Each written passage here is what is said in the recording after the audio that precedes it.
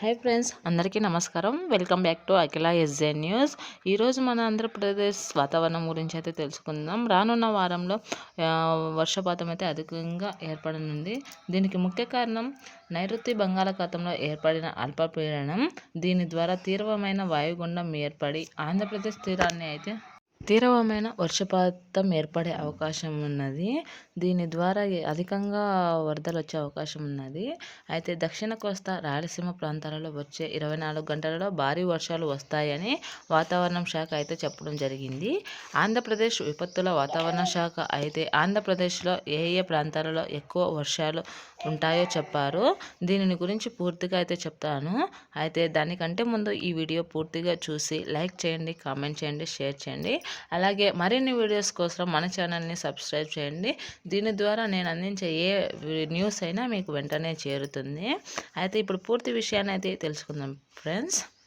రానున్న 24 గంటల్లో భారీ నుండి అతి భారీ వర్షాలు కురుస్తాయని భారత వాతావరణ కేంద్రం చెప్పింది. వచ్చి 21వ తేదీ ఏర్పడే అల్పపీడనం తీవ్రమైన వాయుగుండంగా మారుతుంది ఫ్రెండ్స్. వచ్చే 2 వారాల్లో 2 అల్పపీడనాలు అయితే మనకు రానున్నాయి. ముందుగా ఎక్కువ వర్షాలు వచ్చే జిల్లాలు తెలుసుకుందాం.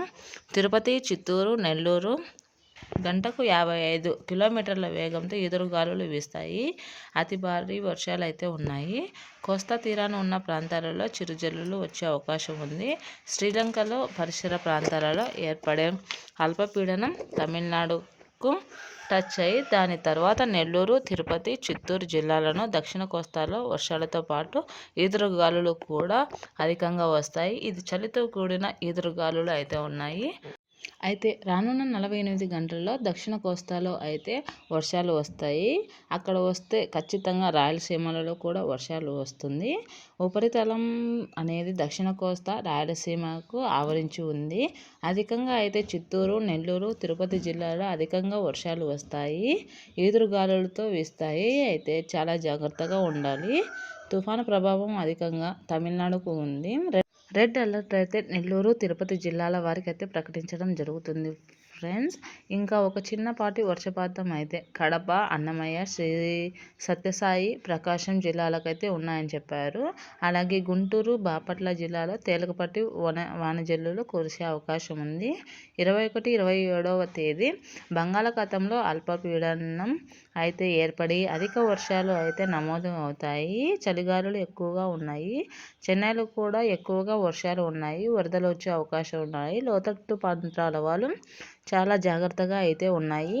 పెన్నా నది కూడా ఉద్రిక్తత అధికంగా ప్రవహించే అవకాశం ఉంది. కావున అందరూ జాగ్రత్తగా ఉండాలి. పెన్నా నది తీరంతో ఉన్న ప్రజలందరూ కూడా అప్రమత్తంగా ఉండాలని ఇప్పటికే మన వాతావరణ శాఖ అయితే చెప్పడం జరుగుతుంది. కావున రానున్న వారం అంతా కూడా చాలా అధిక వర్షపాతం అయితే నమోదు కానుంది. కావున అందరూ కూడా చాలా జాగ్రత్తగా ఉండాలి. ఆంధ్రప్రదేశ్ అంతా ఎక్కువ వర్షపాతమే నమోదవుతుంది. కావున ప్రతి ఒక్కరూ జాగ్రత్తగా ఉండండి. Thanks for watching.